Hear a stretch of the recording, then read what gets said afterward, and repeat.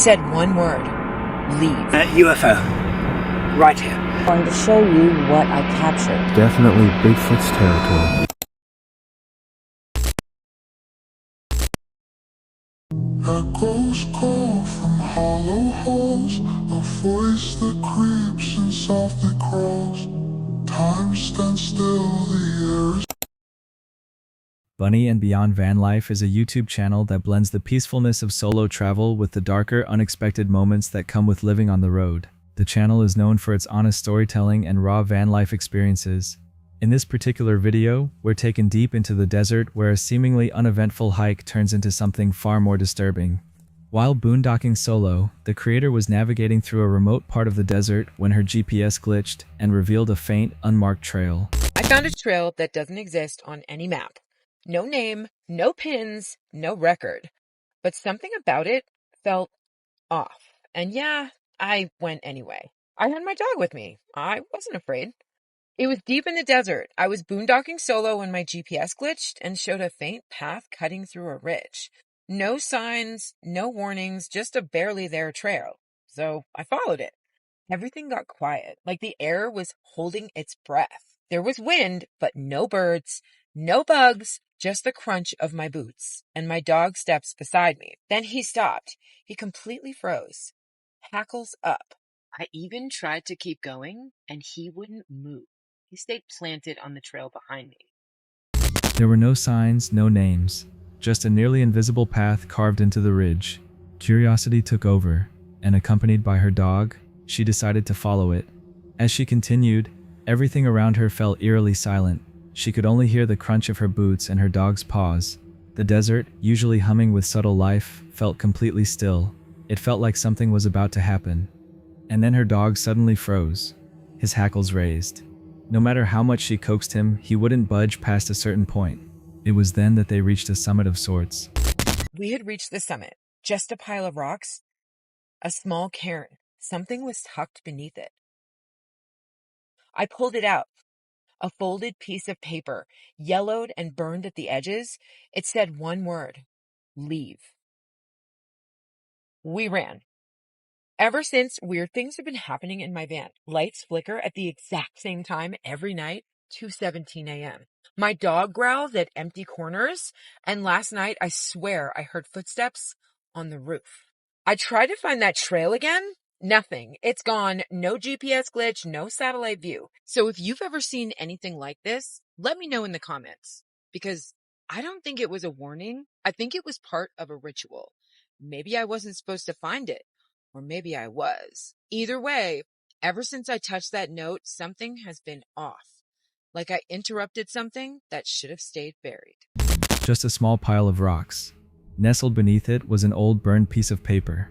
Only one word was written on it. Leave. That's when they ran. Since then, she claims strange occurrences have plagued her van. Lights flicker every night at exactly 2:17 a.m. Her dog growls at empty corners.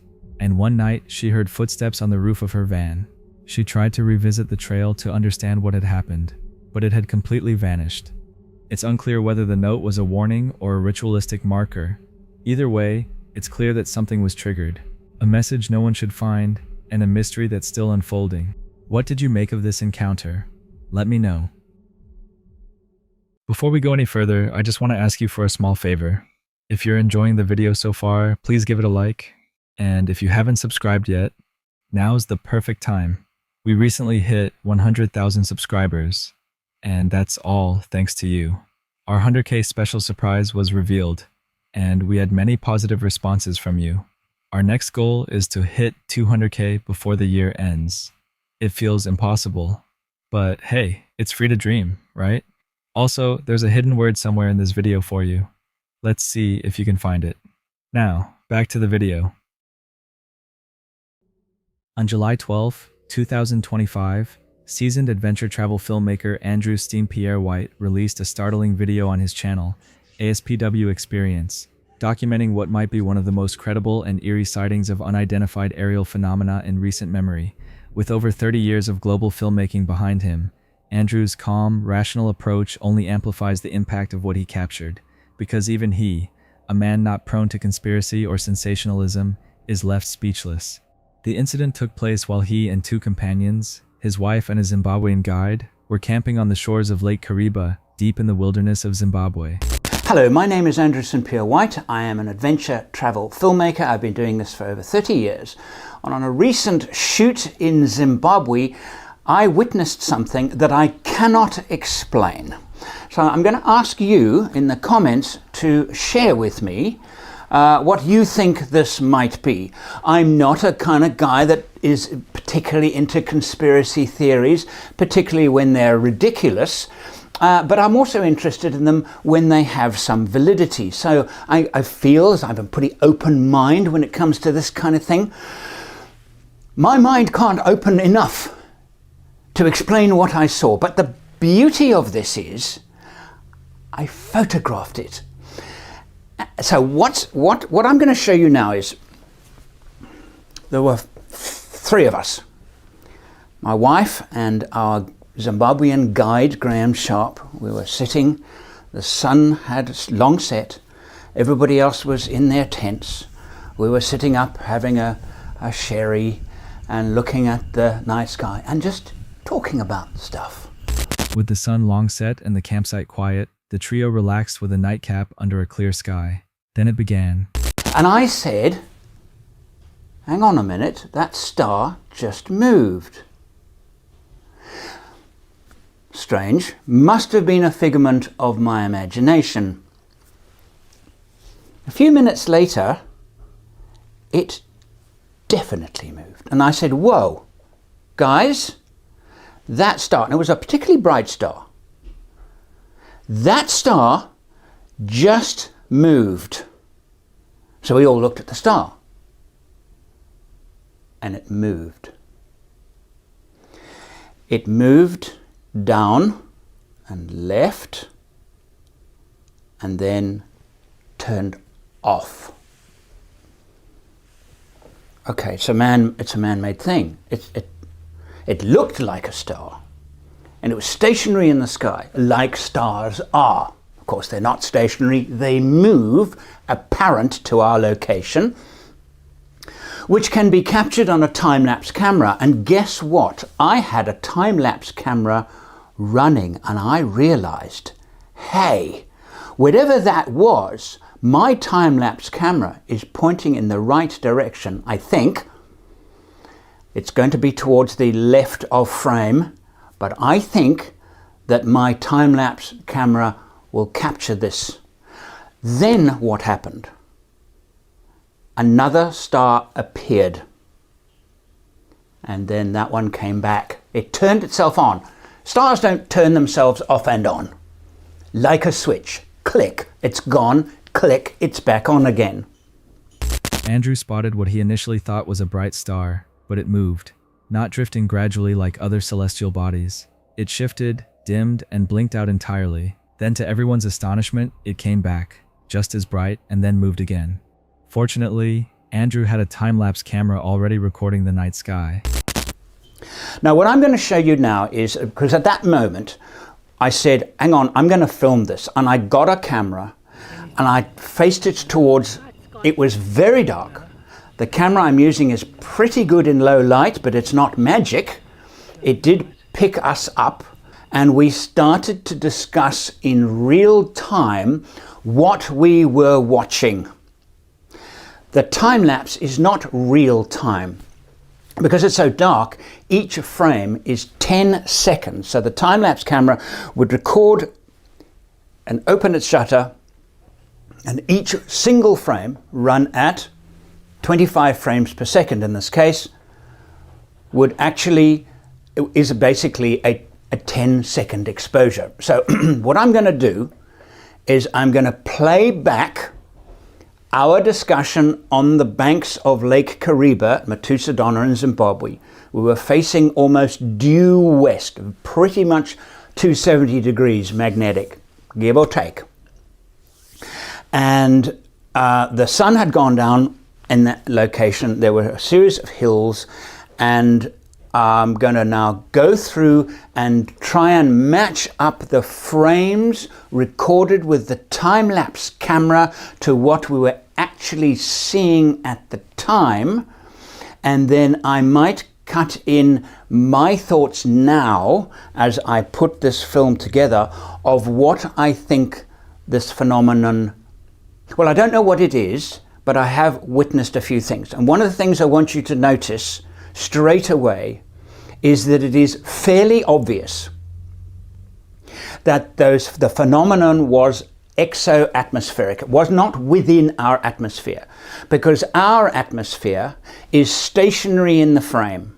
The phenomenon appeared in his footage exactly as they had witnessed it. A series of star-like objects, one, then two, then three, flickering in and out, pulsing, shifting positions across the sky. These were not satellites, nor were they planes. In fact, to confirm that, Andrew also captured a plane in the same frame, complete with red lights and a linear flight path. The contrast was striking. Where the plane moved predictably and visibly blinked, the UAPs danced, hovered, and faded. What elevates this from a simple sighting to a significant event is the time-lapse footage. Because the stars in the sky remain stationary relative to Earth's movement in long-exposure photography, anything else like these flickering, fast-moving objects stands out dramatically. These anomalies weren't within the Earth's atmosphere, they moved in sync with the stars, suggesting they were orbiting Earth or even farther out. That alone removes possibilities like drones, planes, or helicopters. What was captured was beyond atmospheric interference. The following night, Andrew set up again. Same direction, same behavior. We are filming this, folks, because we are witnessing a UFO right here. Now, there is a camera I set up about 2 hours ago, maybe a little less, over there before the moon came up, which is a time lapse. We watched a star, bright star. It was quite bright, and it turned off. I noticed it turn off. Then it came back. And there it is. It's coming Yeah, back. It's coming Look at back. that. It's coming back. It's moving. Okay, it's moving moving. across the sky. So now, looking at through the binoculars, There's a second there one is the coming. second There's the one. second There's one. the second one below it. These are. There's the third. And I'm the not seeing. fourth. I'm not seeing the fourth. The third and the Very fourth. bright. They're That one is very, very bright. very bright. That's been the brightest one. Eh? Yes, the other two are coming in from the top. Yes. There are three of them coming in from the top. Top. I caught a sight of the fourth one, and there it's The dimming fourth one again. is dimming and going out. So they're pulsing, getting brighter, and they're moving. They're physically moving, but they look like stars, right? So they have the same. They even twinkle. The interesting thing about these UAPs, as they're called these days, Yes. is that they're supposed to be telepathically you're supposed to be able to communicate with them telepathically. So one is supposed to be able to project your own thoughts. They reflected sunlight post-sunset, suggesting that whatever they weren't spherical. Andrew theorizes that if the objects were flat, the angle of reflection would change depending on their orientation, which explains their intermittent brightness.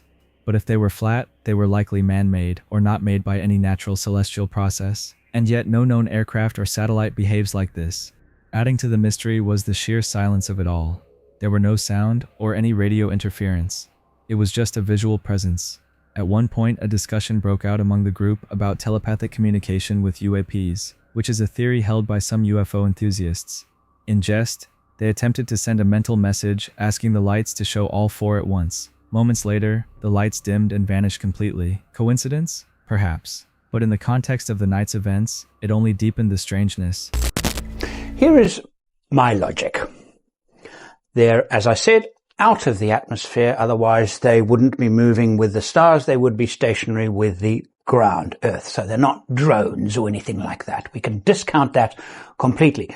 So let's now assume that they are out of our atmosphere. What could they be? Remember, the sun has just set. So whatever they are, we are seeing reflected light. It's another reason why the light emanating from them is not consistent, sometimes much brighter than at other times, which suggests to me that they are not spherical and that if they were flat and turned to reflect more light, they would appear brighter, but they're so far away that all we're seeing is a spot of light. And when not reflecting that much light back to us, and reflecting some, they are not reflecting as much light because they're not spherical. And if they are not spherical, then they are not natural. Or at least, asteroids and things like that are round. But asteroids and comets and things like that always move in a linear direction. They might change speed and things and appear to speed up, but they're affected by gravity, so they're moving in one direction. These were moving in all up, down, sideways, and varying in intensity, and then suddenly they would turn off, just gone. How do they turn off how do you turn off a reflection? You turn off a reflection by turning so that the side that is reflecting the light back is no longer reflecting the light back in your direction. Andrew rules out almost every conventional explanation with scientific reasoning. The objects couldn't be stars, planets, satellites, or aircraft. They weren't weather balloons. They didn't leave the typical light trails of meteors or comets. And because they mirrored the motion of stars in the time-lapse while still showing independent movement, they had to exist in space, or just outside of it, still visible to the naked eye, but exhibiting behavior that suggests intent or intelligence. This isn't the first UAP sighting caught on camera, but it may be one of the most meticulously documented. After a lifetime spent exploring some of the most remote and beautiful parts of the planet, it's clear that what Andrew witnessed here defies everything he's learned.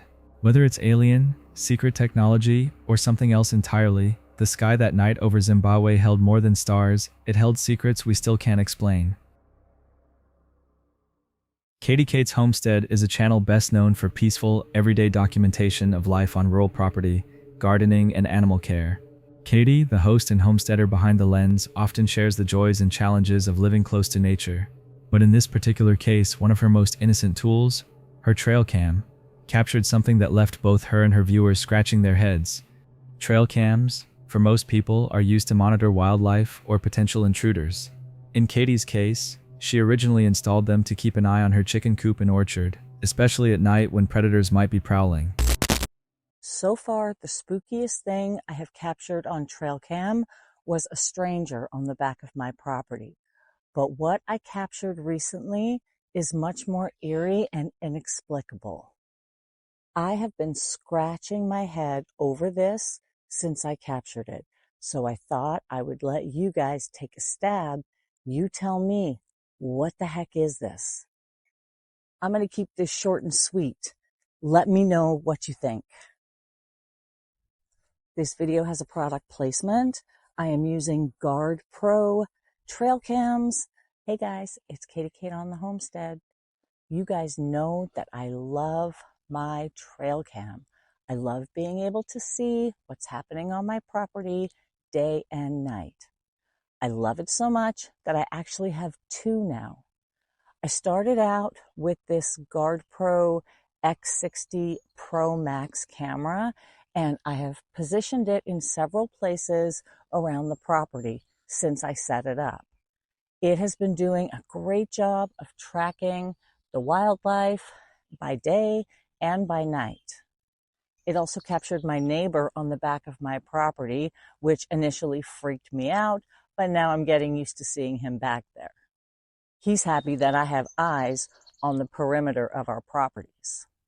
The tree line spot I had it installed in eventually grew up with weeds, and I moved it to the back of the property, but I really found all I was getting were pictures of weeds. So now it is over here, kind of facing my apple orchard, and I'm getting some more great footage of animals crossing, especially at night. The footage she typically gets includes the usual suspects, raccoons, deer, and the occasional wandering neighbor. But recently, one of those cameras picked up something truly unexplainable, and it wasn't just odd, it was eerie. It all began when Katie moved one of her trail cams to a spot just beside the chicken coop. She wanted to monitor what creatures were sniffing around at night. The idea was simple, but what she captured next wasn't any kind of animal. Okay, so what this captured is baffling me a little bit. I'm going to show you a video of the setup of the camera before sunset. Then I'm going to show you what I captured. We're going to go back and forth between the images. I'm going to zoom in, zoom back out. We're going to look at it a few times, and I honestly want you to tell me what the heck you think this is. Okay, so here is the setup of the camera at dusk. Please notice the top left-hand corner of the video where there is nothing at all. In the middle of the night, something triggered the camera and I have nothing on it except this image in that left corner. Let me zoom in and show you because there was nothing there before. So let's go back to the setup and take a look at the original footage.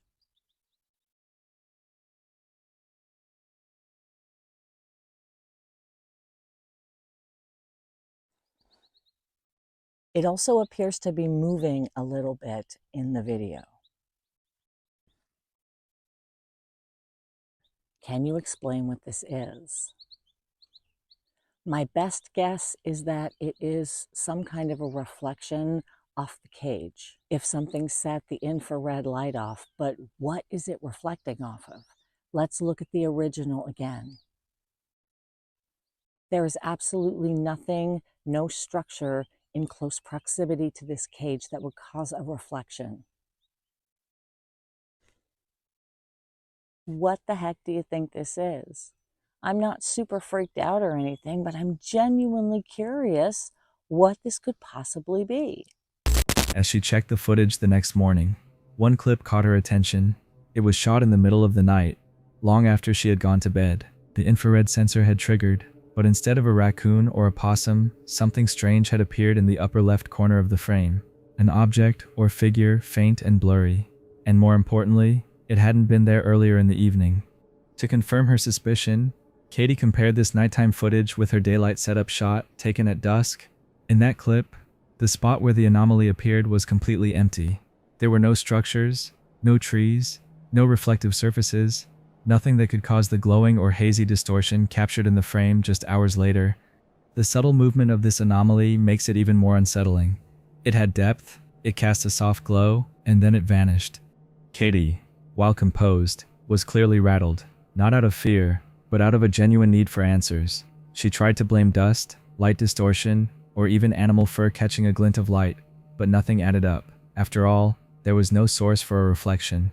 Viewers, of course, have offered theories ranging from the paranormal to the mundane. Some say it's a spirit tied to the land or the animals. Others believe it's a glitch or camera malfunction.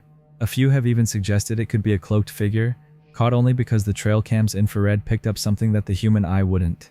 What's important here is that the question still remains. This isn't a horror story with a dramatic payoff. It's something much more insidious. Whether paranormal or not, what Katie's trail cam captured is the kind of moment that sticks with you. Like always, I'll let you draw your own conclusions to this encounter as well. On July 27th, 2025, the YouTube channel Ghosty, known for its deep dives into abandoned and allegedly haunted locations, uploaded a video that immediately got the audience buzzing. The location this time was Glencliff Mansion, a decaying estate that looked like it had been ripped straight from a horror game. Though Ghosty has explored dozens of creepy locations, there was something uniquely unsettling about this visit. From the moment he stepped inside, it was clear this wasn't going to be a typical exploration. The video begins in daylight, but even then, the mansion seems to have an uneasy energy. Alright guys, so we made it now. There's a couple of bats flying. Hopefully they don't freaking bite me, because it only takes 5 minutes to recover.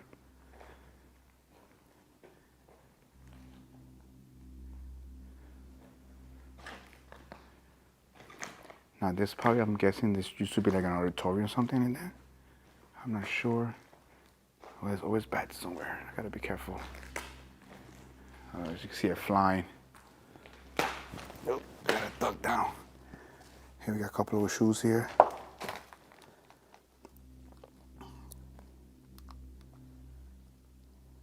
As you can tell, there's gonna be a lot of anything that's close. I have to lower down the thing, yeah.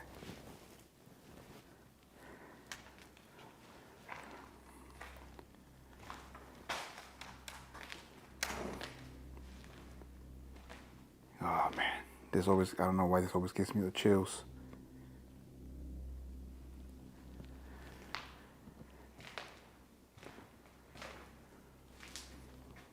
Hello, anybody here?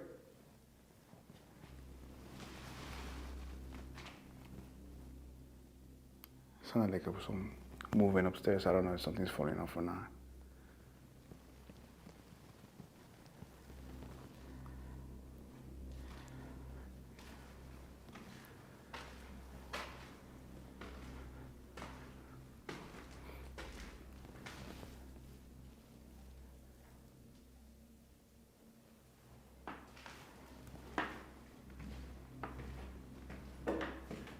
Every time I come here, I love the wallpaper here.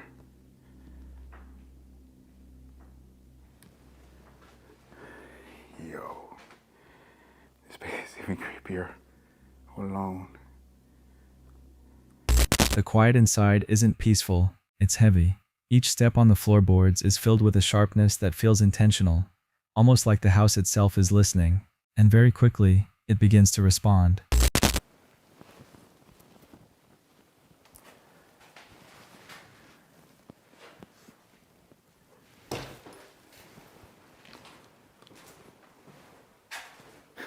I'm not gonna lie, I'm pretty scared right now.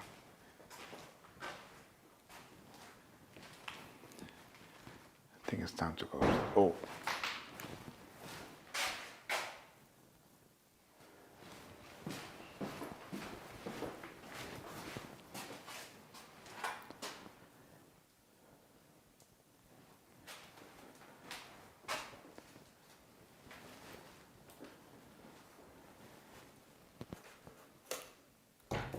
Yeah, what's this?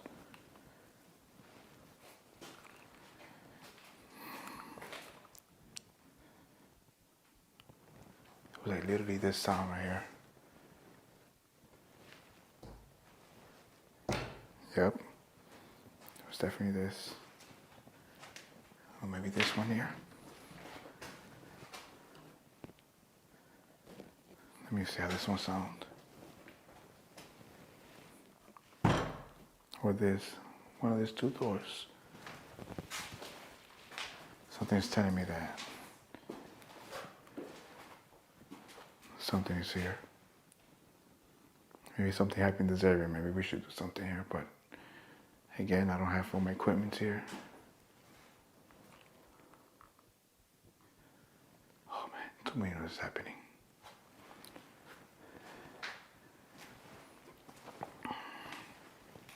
It's funny how that thing's shaped like a cross, the wallpaper. Oh, the door just opened. Doors creak open without cause. Bangs are heard from floors above and below, despite no one else being inside. There are unexplained electrical sounds, buzzing, whining tones that seem to come from nowhere and disappear just as quickly. He hears footsteps on the upper floors, but each time he investigates, there's no one there. Multiple times he calls out, asking if anything or anyone wants to communicate, and each time something reacts. At one point, a heavy door swings open right in front of him, and while he tries to brush it off, the tension is palpable. There's no wind. Nothing that could logically account for such a heavy object moving. Later, he notes that this is the same area where, in a previous visit, he captured a shadow figure near one of the benches. The further he ventures, the worse it gets. Scratching sounds, distant tapping, shuffling footsteps, and all of it, despite the fact that the building is entirely empty, at least as far as the human eye can see. Every hallway leads to more dread. At one point, he finds what appears to be an old gun rack, its contents long gone. I gotta be super careful. Look at this. That's insane.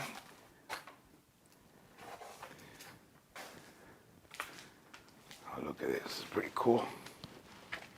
It's hard to catch with that noise. I don't want to go in there because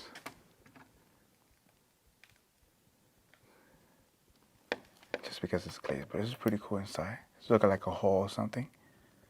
Look at this one here. This probably look like a living room. Oh wow, look. I guess a shotgun or rifle used to be hanging there. It has to be. Maybe someone just drew it. That sound. How be crickets?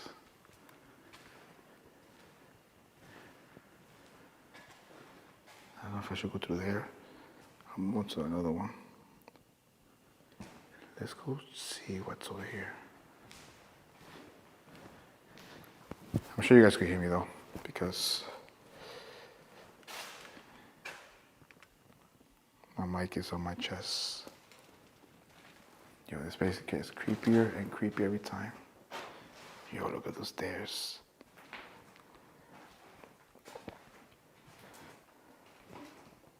Dude. I think I'm gonna save that for last.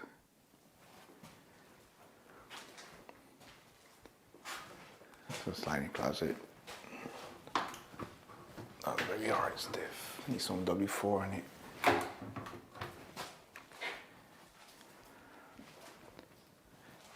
The deeper into the mansion he goes, the more agitated he becomes. Lights flicker, sounds come from all directions. At one moment, he believes the spirit, or whatever is causing the activity, may be trying to communicate using the doors. As he ascends the stairs, he notices objects moving, slight tremors at first, then something falling. At one point, it sounds as though a door is being scraped or slammed again and again. He tries to keep calm, but even he admits the fear is setting in. By the end of the visit, Ghost Eye is clearly unsettled, even if he keeps up a brave face for the camera. He mentions his intention to return, possibly for a 24-hour challenge, but it's clear this location left its mark. And if this is just one section of the mansion, one has to wonder what's lurking in the others. Ghost might come back with better equipment next time, but whether the house wants him to return, that's another question entirely.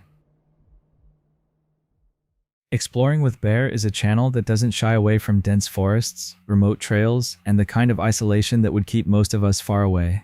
Jerry, the host, often affectionately called Jer Bear, has built a loyal following by chasing down the unexplainable and pushing into places where strange things tend to happen. And on this particular expedition, he found himself in a swamp trail deep in what he believes is Bigfoot's territory, and what unfolded over the next hour is enough to make anyone question. From the very beginning, the tone of the trip is off. The trees are thicker than usual, the air heavy with moisture, and a creeping quiet seems to trail him as he walks. Jared makes his way into the wilderness, choosing a brand new trail, far removed from the routes he'd previously explored. As he ventures further in, he comes across something unusual. Now look, guys, right out the gate. So this is where I stopped to do the intro, because as I was walking in, we're at the beginning of the trail right now. But as I was walking in, there was an apple.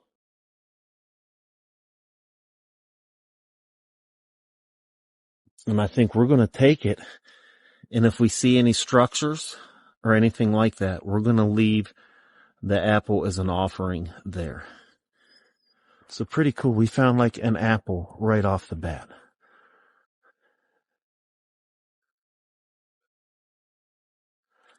Now keep your eyes and ears peeled. This is definitely Bigfoot's territory. And it's very possible we just might be able to spot old boy today. I mean, it's very overcasty.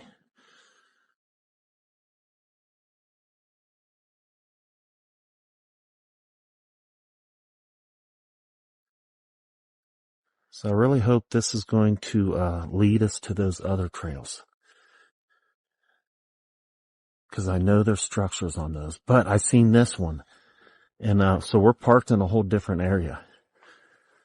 And this is, we're going in at a whole new spot this time. So who knows what we're going to find on this trail. An apple lying right at the beginning of the trail. Taking this as a potential sign, he pockets the apple, planning to use it as a sort of offering if he finds one of Bigfoot's alleged structures.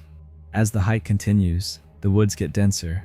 The canopy closes in overhead, branches snap, twigs crack, something is definitely nearby. At multiple moments, distant noises sound out through the trees, knocks, woot-like howls, the kind of guttural sounds often associated with Sasquatch encounters. At one point, a tree violently shakes just off the trail. There's no wind, no visible animal, nothing that should have caused it, and yet the movement is undeniable.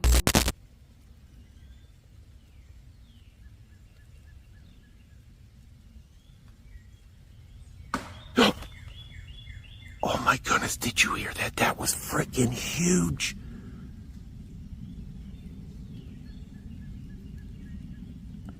was huge, and this path is blocked.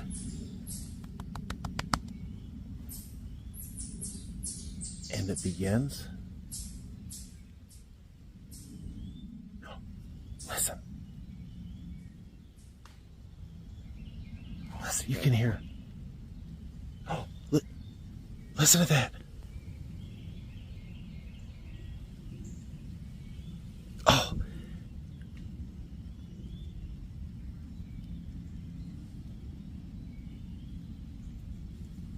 Oh my God. Oh, there's something else.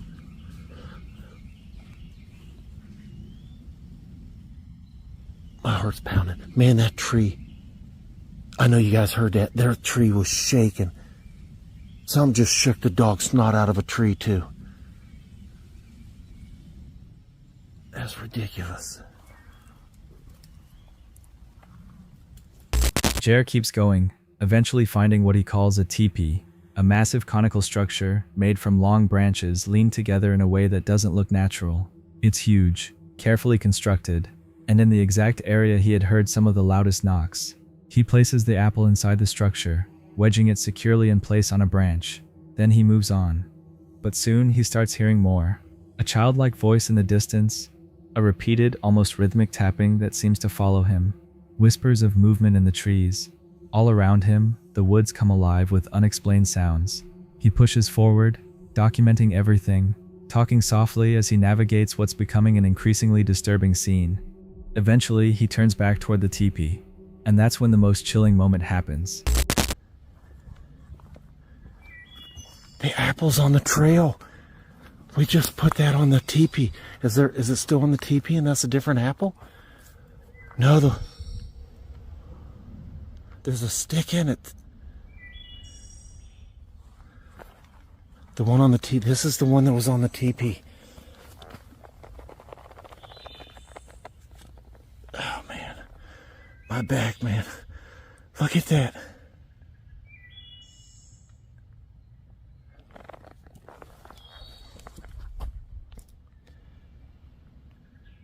Yeah, it's not on the teepee. That's the one that was on the teepee.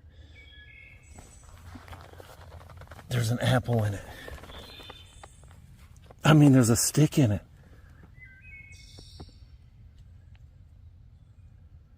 Man, I shoved that down on that. It was on there good. And now there's a little stick in it.